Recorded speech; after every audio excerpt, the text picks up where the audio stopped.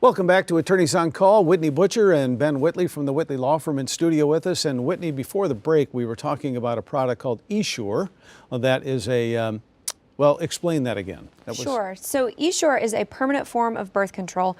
Basically, it's a little metal coil that's inserted into a woman's fallopian tubes, and it's an alternative to a tubal ligation. So if she doesn't want to have any more children, she has this procedure done in office. It's non-surgical, no anesthesia, and she's told that it has the same efficacy and she should be fine. The problem is the coils don't stay where they're placed. The way that they're supposed to work is they build up an inflammatory response and scar tissue around the coil that prevents the eggs from coming down and basically, prevents the woman from getting pregnant. Okay. Problem is the coils don't act as intended, so they can become embedded, they can perforate and move to other parts of the body. There are some really horrible x-rays of some of our clients where the coils in the fallopian tubes have perforated the lining and actually moved to other parts of the woman's body. You'll see it in their abdomen or other body parts. It's kind of crazy. So if a woman has had this, I mean, how would she know, what would she do?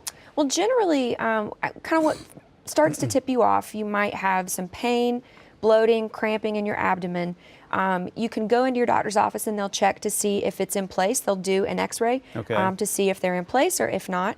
And ultimately, these were intended to be permanent. So there's no real known procedure for removing them. Really? So, if they've moved or migrated, to have to go in for an invasive surgery to try to remove the coils, that can cause even more complications and even more damages. So generally, the women that I've spoken with, the first thing that tipped them off was kind of an unusual pain and cramping feeling. Then they make an appointment to see their doctor to follow up to make sure that the coils are in place. At one point, how long after they've had this implant do they start having problems? Does it just vary? So it takes about 3 months for the inflammatory response to form, for them to really kind of get in place like they're supposed to be working properly. So normally what we're seeing is about 6 months to a year. That's when the real issues start. Normally a woman would have follow-up appointments with her doctor or her gynecologist. I think it's always a good idea just to talk about these things, make sure that there are no uncommon symptoms or issues that she's dealing with. If a woman thinks she might have a claim, what does she do? So obviously, first and foremost, contact your doctor. They can do diagnostic testing to make sure the coils are in place. And then if they're not and you need surgery, it's important to speak to a lawyer. There are about 15,000 of these cases across the country. And Bayer actually just announced in July of this year that they're going to be withdrawing it from the U.S. market. So it is not uncommon that these things fail. The FDA has been taking action about the dangers associated with Essure for about 3 years now. Really? And Bayer finally removed it from the market. So if you have concerns, definitely first step is to call your doctor. But then it's important that you protect any claims that you might have, because there are time limitations that apply on these cases. Okay. And it's important to talk to an attorney as soon as possible. Yeah, what are those time limitations? Well, it depends. Generally, women in North Carolina, you've got 3 years from the date of the injury to bring a claim. Okay. The date of the injury with something like an Essure case is pretty difficult to pinpoint. So it's important to talk to somebody sooner rather than later. Okay. The first FDA action happened in September of 2015, and so those dates kind of trigger some possible deadlines. So it's just important to speak with someone if you may have a case or not, just to find out. Once again, Ben, you're not pointing the finger at the doctors. Right.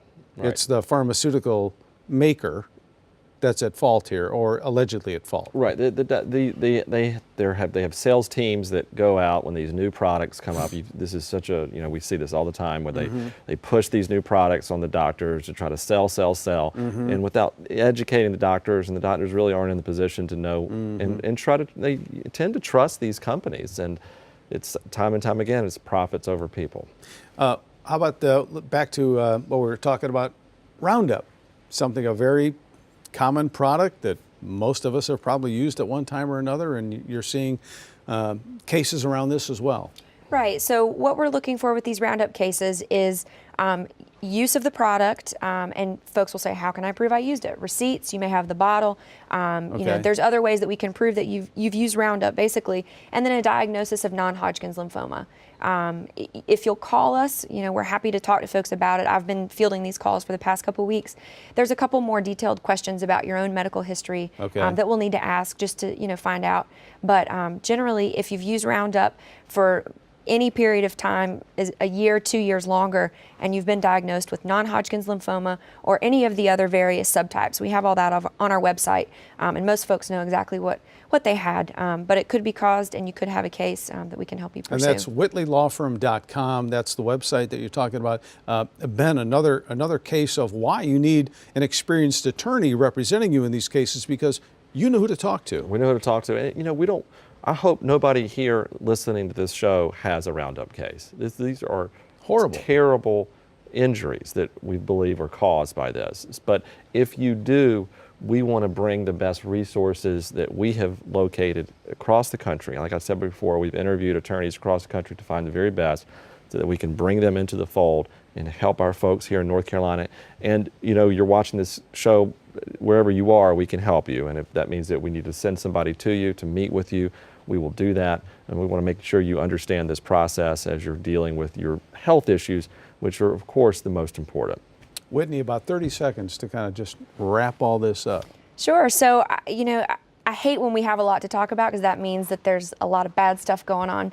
Sure. But Bayer has manufactured 2 very different products that are causing a lot of harm, and there's a lot of cases that we're looking into across the country. I'm happy to talk with anyone who thinks they may have a case. And the great thing is that being a woman, a lot of the times a woman that's facing these types of issues would like to have another female to consult with. Sure, and to talk to. absolutely. A lot of this is very delicate. It impacts people's lives in a lot of personal ways, and I feel very passionately about the women I've been able to help so far, and hopefully will continue throughout my career. Thank you so much, and thank you for watching Attorneys on Call. We'll see you next time right here.